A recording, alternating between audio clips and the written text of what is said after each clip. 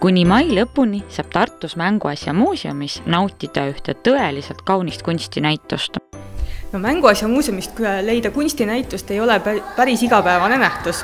Et me oleme teinud küll näitusi nukukunstist, aga mitte kunagi sellistest maalidest või piltidest. Ja nüüd siis selle aastal otsustasime Mänguasja muuseumisse tuua ühe tõelise kunstinäituse ja tahtsime, et see oleks väga ilus. Ja nii leidsime tänu Eesti Kunstimuuseumile ja Rahvusarhiivile Eveline von Maideli käärilõiked.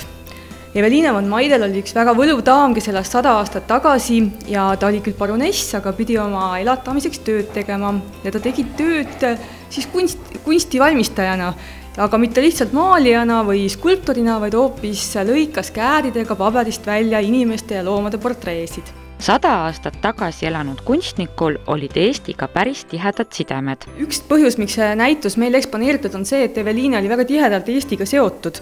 Et tema suur 1000 teosest koosnev kollektsioon on ju ka Eesti Rahvusarhiivi valduses, nii et selles suhtes tuleks kindlasti rääkida tema seostest Eestiga.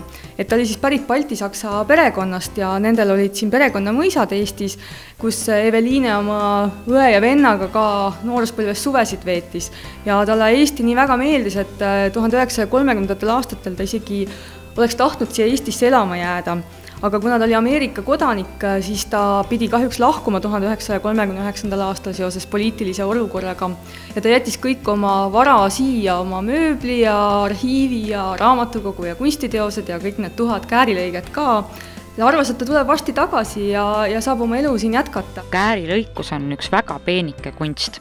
Kellele tavaline maal liiga lihtne ja igapäevane tundus, tellis endast käärilõikusportree. Siin fotode pealt on näha, et ta lõikas pilte välja siis nagu elusate modellide põhjal.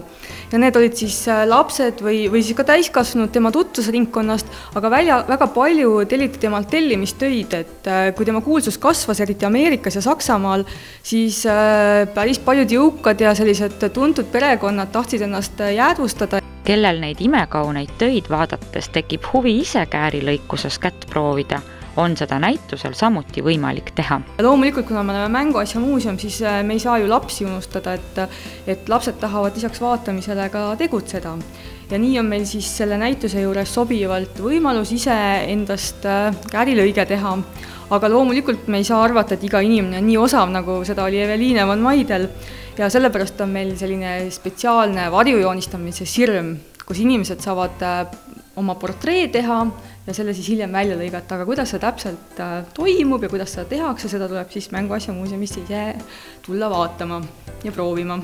Kuigi käärilõikustööde näitus on värskelt avatud, on Mänguasja muuseumil uue näituse plaanid juba peas küpsemas. Kuna see näitus on selline ilus, naiselik, õhuline, kuigi ma arvan, et meesterahvastel ja poisterahvastel oleks ka palju vaadata, siis ikkagi tasakaalu mõttes me mõtlesime, et järgmine näitus peab tulema hästi maskuliinne, selline poiste ja meeste hingeelusse süüviv, nii et järgmise näituse pealkiri on Kord ja kaos. Ja see räägib siis väikeste ja suurte poiste suhetest mänguasjadega.